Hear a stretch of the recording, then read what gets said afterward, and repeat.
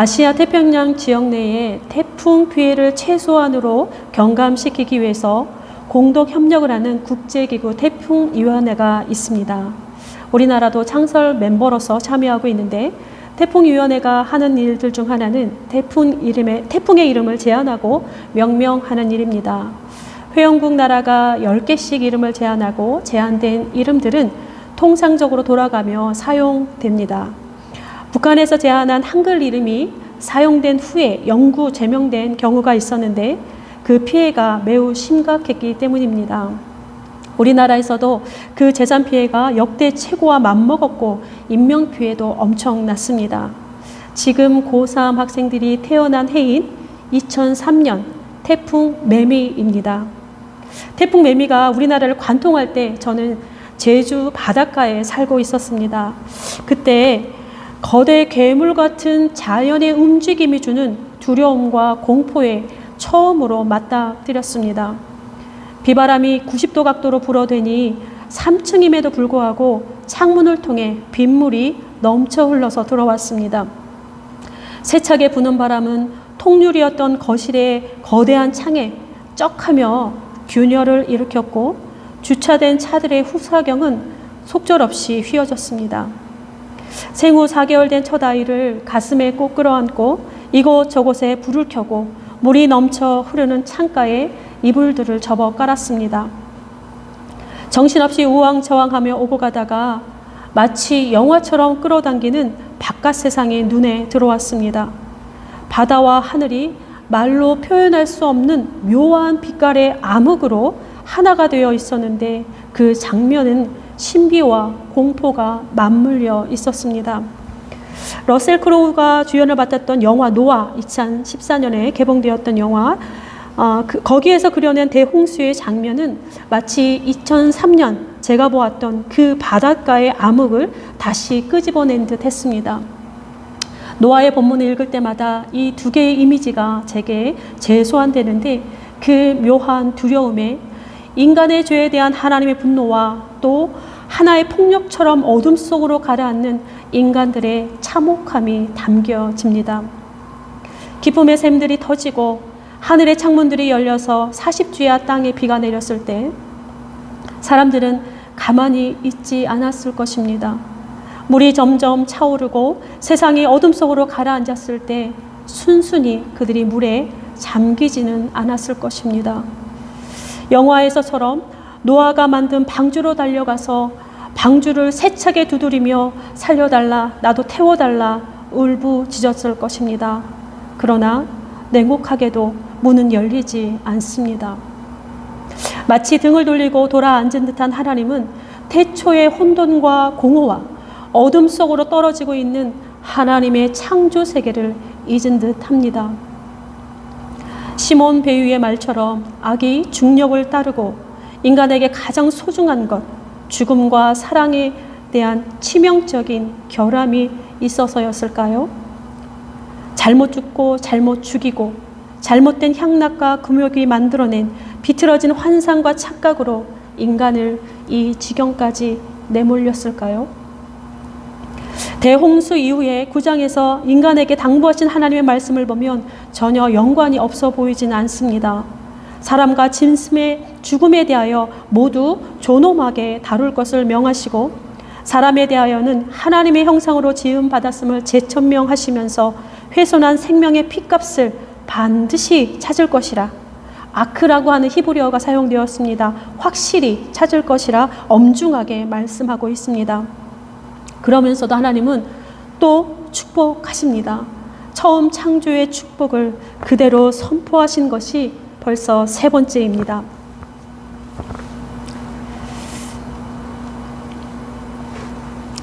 월터 브루그만은 물, 분노, 무지개의 배후에 대하여 이렇게 언급합니다. 홍수 이야기는 인간의 공통된 순례길에 대하여 말하고 있으며 우리의 공통된 운명이 하나님의 자신 안에서 이루어진 변화에 의해 결정적으로 바뀐 것이다. 그도 그럴 것이 일반적으로 창세기 6장 11절에서 13절에서 또 9장 1절에서 11절은 제사장 전승의 문서로서 포로기에 속한 것으로 알려져 있습니다. 에스겔 14장 12절에 20절 역시 비슷한 시기의 문서로서 홍수 전승과 관련되어 있으며 제2 이사야 부분에 해당하는 54장은 홍수 이야기로 직접 호소합니다. 이사야 54장 8절과 9절의 말씀입니다. 이는 내게 노아의 홍수 같도다. 내가 다시는 노아의 홍수로 땅 위에 범람하지 못하게 하리라 맹세한 것 같이 맹세하였노니. 이스라엘은 포로기를 통해서 대홍수를 또다시 실존적인 그들의 현실로 그리고 철저하게 붕괴된 혼돈으로 경험하게 됩니다.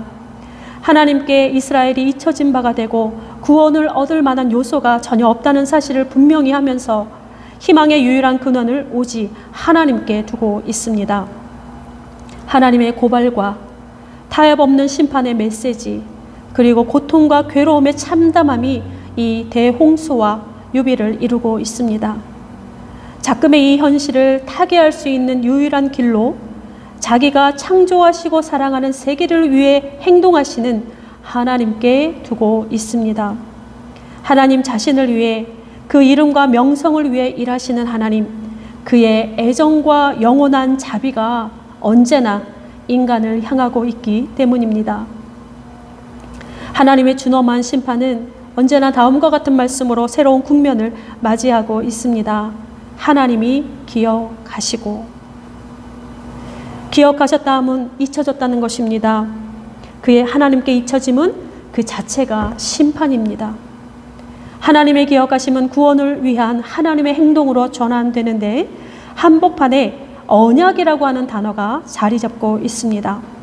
6장에서 처음으로 언약이라는 말이 등장을 하고 9장에 이르러 최초의 언약, 소위 무지개 언약이 체결됩니다. 언약으로 번역된 히브리어 베리티의 어원은 불확실하지만 법적인 상황을 설정하는 아카드어와 관련된 것으로 추정하고 있으며 어떤 학자들은 족쇄와 연결시키기도 합니다. 이 언약은 노아에서 아브라함을 거치고 성육신하신 예수 그리스도의 성만찬에서 그 절정을 이룹니다. 베리티는 헬라어 성경 70인역에서 디아데케라고 하는 단어로 번역되고 있는데 신약에서 매우 중요한 단어로 존재하고 있습니다.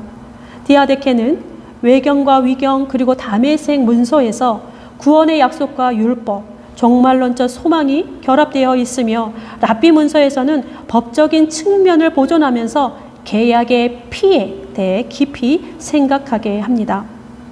디아데케는 형식과 내용 모두에 있어서 구약의 용법을 따르고 있는데 하나님의 디아데케는 인간의 의지가 아니라 하나님의 의지와 관련하여서 결코 파괴할 수 없는 불가침성을 가지고 있습니다.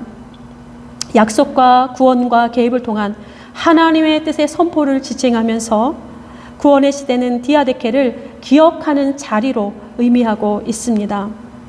예수께서는 주의 만찬의 포도주를 디아데케의 피, 즉 그의 피로 맺어지는 새 디아데케라고 말씀하고 있습니다.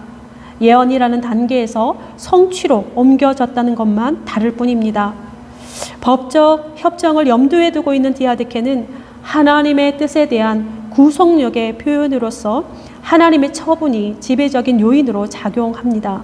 엄격히 말하면 언약은 하나님이 분리하나 하나님이 체결한 일방적인 조약이며 하나님 스스로를 구속하시기 위한 족쇄를 채우는 일이었습니다. 저는 항상 이 구절에 오면 의문이 생기는 것이 있었습니다. 내가 내 무지개를 구름 속에 두었나니 이것이 나와 세상의 언약의 증거니라. 내가 구름으로 땅을 덮을 때에 무지개가 구름 속에 나타나면, 구름이 땅을 덮을 때에는 무지개가 보이지 않습니다. 보일 수가 없습니다. 무지개는 비가 갠 후에 공기 중에 남아있는 물방울 때문에 생기는 것인데 햇빛이 그 모습을 드러내고 물방울을 통과하며 굴절되어야 생기는 현상이기 때문입니다. 그래서 잘 안 맞는다 생각이 들었습니다. 하지만 히브리 성경을 통해 금세 의문이 풀렸습니다. 무지개는 히브리어 케셋이라고 하는 단어를 비유적으로 번역한 말입니다. 케셋이라는 단어는 사냥꾼이나 전사의 무기로 사용되는 활을 지칭합니다. 사무엘하 1장 18절에서 다윗이 군사들에게 가르치라고 명했던 사울과 요나단을 위한 조가가 있는데 야살의 책에 기록된 활 노래라 이렇게 칭하고 있습니다. 그 활과 동일한 단어입니다. 70인역에서는 이 캐셋을 비유적으로 무지개로 번역하지 않습니다. 활이라는 말 그대로 번역을 합니다. 또 요한계시록에서 사용된 무지개라고 하는 단어는 이리스라고 하는 단어가 사용되어지고 있습니다. 이렇게 비유로 번역된 단어보다 원래의 단어로 번역하였으면 더 좋을 뻔했겠다라는 생각을 사실 지금도 하고 있는데, 무지개라는 비유의 말 대신에 활을 넣어 읽으면 훨씬 더 자연스러운 의미가 전달될 수 있습니다. 새롭게 읽으면 이렇습니다. 내 활을 구름 속에 걸어 두었나니.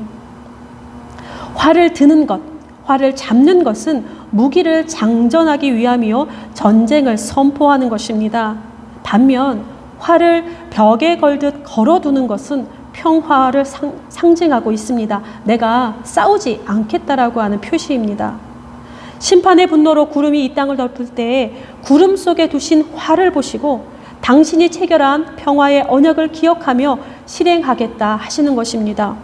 그 언약의 실행은 포악한 사람의 형편과 상관없이 어떻게든 사람을 보존하시려는 하나님 스스로 당신의 손과 발을, 그의 무기를 묶어 놓는 것입니다. 여기에서 세상이 다시 출발합니다. 구름 속에 걸어두신 활이 그의 증표로 존재하는 한 대홍수로 인류가 멸절하는 일은 없을 것이며, 죄를 사하여 흘린 언약의 피가 있는 한 우리는 다시 희망을 꿈꿀 수 있게 됩니다.